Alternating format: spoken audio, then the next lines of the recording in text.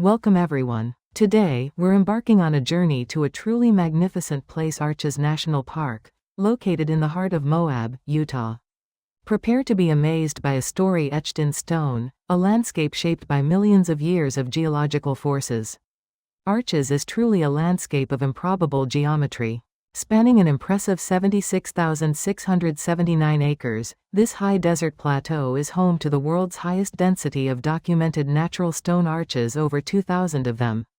Elevations here range significantly, from the lowest point at the visitor center at 4,085 feet, all the way up to Elephant Butte, reaching 5,653 feet.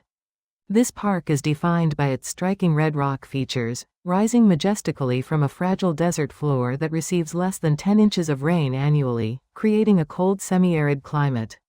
Despite its harsh conditions, life here thrives, adapting ingeniously to the extreme high desert. The scarcity of precipitation, with less than 10 inches of rain per year, makes every drop precious. A critical component of this ecosystem is the biological soil crust. This dark, bumpy layer is a living mat of cyanobacteria, lichen, mosses, and microfungi. It's vital for holding soil particles together, preventing erosion, and absorbing the scarce water. However, it's incredibly fragile. If a hiker steps off the trail and damages this crust, it can literally take centuries to recover, highlighting the importance of staying on designated paths.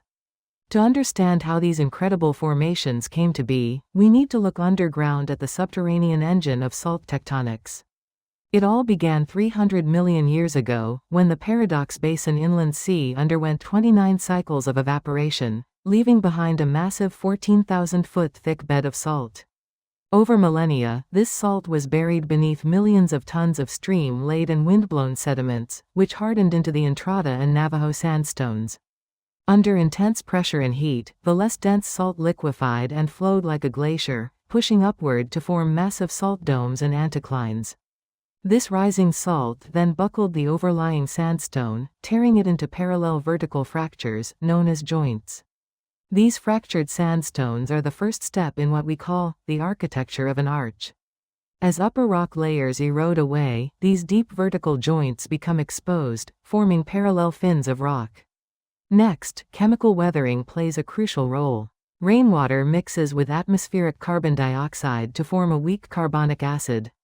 This seeps into the porous Entrada sandstone, dissolving the calcium carbonate cement that holds the sand grains together. In winter, ice wedging further accelerates the process. Water pools in cracks, freezes, and expands, splintering the rock.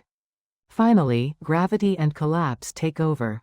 Weaker lower rock layers weather faster, undercutting the stronger upper layers. Gravity then pulls chunks down, eventually leaving a standing arch. To be officially classified as an arch, the opening must be at least 3 feet wide. When we look at the different stone structures, we can categorize them by their formation. One type is the lower slick rock or Dewey Bridge formations. These are typically formed by tension fractures driven by gentle folding in the lower Dewey Bridge member. They often have height-to-width ratios approaching 11, making them round or window-like, though some can be tall and elongated if the fold is tight. Excellent examples include Double Arch and the Windows. Then, we have the middle slick rock arches. Their formation is more complex, involving deep salt dome folds, shear fractures, and deformation bands. These arches are typically parallel to the dominant northwest trending rock fins and often feature more angular or flat interior curves. Landscape Arch and the Devil's Garden area are prime examples of this category. Beyond their geological wonder, many indigenous tribes view these features as much more than just eroded stone. An ethnographic overview and assessment, led by Dr. Richard Stafley, documented the perspectives of the Hopi, Paiute, Zuni, and Ute tribes. They consider these geologic features as powerful portals to other temporal and spatial dimensions. Some tribal elders even warn that no one alive today knows the proper rituals required to safely approach or pass through these portals. The Moab Valley itself, home to Courthouse Wash, served as a critical and safe Colorado River crossing for generations, forming part of the Old Indian Trail, which was later appropriated as the Old Spanish Trail, making it a true historical crossroads. But it's important to remember, despite their grandeur, these formations speak to the impermanence of stone. The very forces of water, ice, and wind that carved this landscape over 65 million years will eventually destroy it. Arches are constantly dying and being reborn. A powerful proof of this concept occurred on August 4, 2008, when the massive wall arch spontaneously collapsed. While most structures will certainly outlast our lifetimes, every arch is a temporary masterpiece of gravity and erosion. Now, let's talk about the megastar of the park, Doughnut Arch. This is perhaps Utah's most iconic symbol, even featuring prominently on state license plates, and famously served as a pathway for the 2002 Winter Olympic torch relay. Doughnut Arch is a freestanding natural arch, fiercely independent and unattached to any cliff wall. It stands at a total height of 65 feet, with an opening that measures 46 feet high by 32 feet wide. Geologically, it's formed in the Curtis Formation, resting on top of Entrada sandstone. If you plan to visit Doughnut Arch, you'll want to be well prepared for the ascent. The route is a 3-mile round trip with a 480-foot elevation gain, typically taking an average of 2 to 3 hours to complete. A major climate warning: there is zero shade on this trail. During summer, the sandstone acts like a furnace, with midday temperatures hovering around 100 degrees. The essentials for any hiker are crucial: carry at least 1 to 2 liters of water per person, apply strict sun protection, and if you plan to stay for sunset, a headlamp is absolutely necessary for the return journey. Let's map out this 3-mile journey. You'll start near the historic 1800s Wolf Ranch cabin, then cross Salt Wash to view ancient Ute Indian petroglyphs depicting bighorn sheep and equestrians. The hardest middle third of the hike is the Slick Rock climb, a steep, steady ascent up an open expanse of sandstone rock. You'll navigate this section by following stacked rock cairns. The final stretch is the cliff ledge. It levels out and hugs a rock wall along a narrow ledge with a steep drop-off on one side, building anticipation for what's to come. The trail design itself acts as a theater of anticipation. Doughnut Arch remains completely hidden from view during the grueling ascent.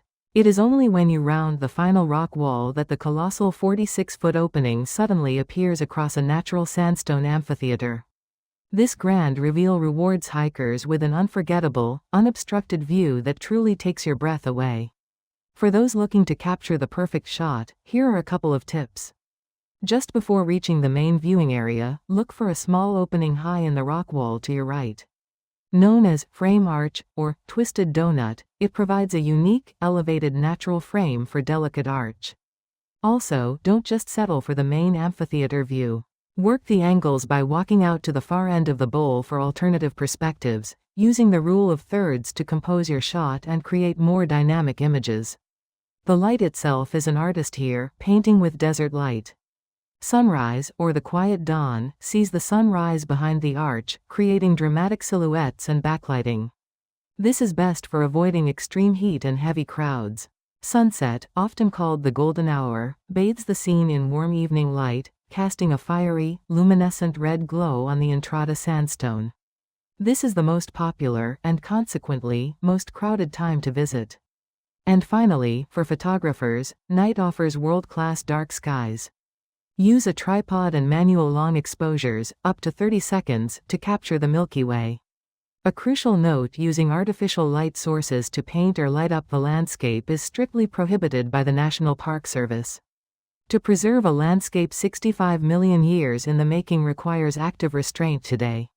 It's vital to protect the soil by staying strictly on designated trails to avoid destroying the microscopic cyanobacteria crust that keeps the desert alive.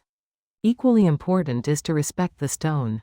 Climbing on Doughnut Arch or any named arch with an opening larger than 3 feet is strictly banned by park regulations to protect the fragile calcium carbonate cement.